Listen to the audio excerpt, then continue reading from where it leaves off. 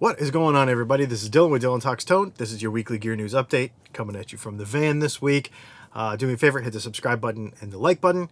If you like guitar stuff at all, we'll get into the news in just a minute. Just so you know that we've made it to where you can watch all of our content ad-free over on Patreon. There will be a link to it in the description. You can check that out.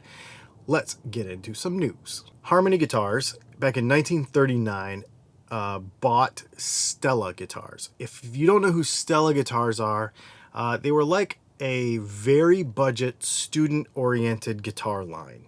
Of course, this happened in the 30s, way before my time, but I do remember, as a kid, having a 3/4 size Stella acoustic guitar. I think that was my first guitar, actually. My first, first of any guitar. I remember it was like a little orangey, reddy, sunbursty thing. Anyway, that's kind of what they're for, like a kind of very entry-level thing. Harmony has repurchased the rights to Stella. It was owned by a bunch of other companies for a long time, and of course Harmony now is a Singaporean conglomerate that owns the rights to Harmony, Stella, Teisco, and are reproducing these guitars under those brand names now. So it's not the original like it was in the 30s, but it's kind of a brand buyout thing, and I'm sure you will see some soon. If you recall, a couple years ago, actually I think it was last year, Cortec, the owner of Cort Guitars, bought DOD, Digitech, those brands. And so the original creator of Digitech and DOD is now kind of under the umbrella of Cortec, and they have come out with the Overdrive Preamp 250.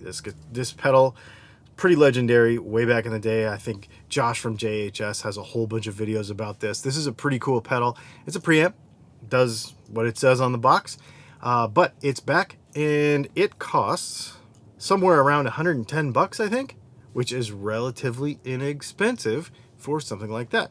Very cool. Zakk Wylde has gotten together with Positive Grid to come out with the Zero Doom, or O Doom, I think it's O actually, O Doom amp. It's basically the Positive Grid Mini with Spark Mini with his skull logo on the grill cloth, and then of course it's hand signed by him, and I think there are 5 new presets available as well. So there's only going to be 100 of these things, so if you're a super duper Zakk Wylde fan, you might want to grab one before they're gone, but I bet you by the time you see this, they're probably mostly spoken for. Speaking of reissued brands, Danelectro has come out with a new line of stuff. They got some baritone stuff with updated higher output lipstick pickups. You can see them here. They look like Danelectros. I don't know really what else to tell you about them. Some of them are the single cut, some of them are the short horn, some of them are the double cut, and basically, if you know Danelectro, you see it right here. I will say that they are very inexpensive, even though they come in these like sparkly finishes and stuff. I think not any of these guitars is more than like 700 bucks. So if you are into this stuff, you want to check them out. Danelectros are cool. The old ones are cool. These ones are actually really good. They play really well. I have had a chance to play some of their models, not these ones obviously because they just came out, but they're very good, and they're fun and kind of weird and cool. I think you should get one. Last week, Chapman Guitars was in the news having a difficulty trying to manufacture British-made guitars. However, they just dropped a line, I see 1, 2, 3, 4, 5, 6 right here, of their Pro line guitars. Now, I also got this wrong. It was a misunderstanding, so I'll go ahead and correct it now. Their lower priced guitars are made in Indonesia, but some of their Proer line guitars, like these ones, are made in Korea. So these ones are those ones, and they are 12 and 1300 bucks. You can see them here, T styles, kind of a double cut S style, but not really, a little more modern looking.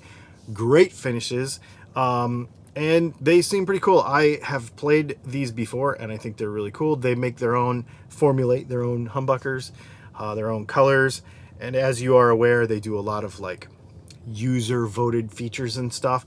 And the guitars that I've played, in fact I've played one of these Pro Tellies before, and it's a really, really cool guitar. They're actually very, very nice. And apparently, in addition to the news last week, they are working to make everything right so that people that had British guitars on order are getting refunds and everything's being taken care of. So it's pretty cool. Don't want to cast them in too bad of a light because these guitars are actually really cool. Adam Jones has just released his latest Epiphone Les Paul the Art series. Remember we did one before and it was like hair that was bees on a face. That was, remember that one from before? So now they've got this one called the Berserker, and I think it's $12.49. Comes with this art on the back. I cannot believe for this price that this is available. Hard shell case. It is basically, other than that, it is just the Adam Jones Epiphone Les Paul, but it comes with this cool, the artwork is pretty sick actually, as well as the hard shell protector case that comes with it. $12.49. I would not complain about that. Holy smokes, it's an Epiphone.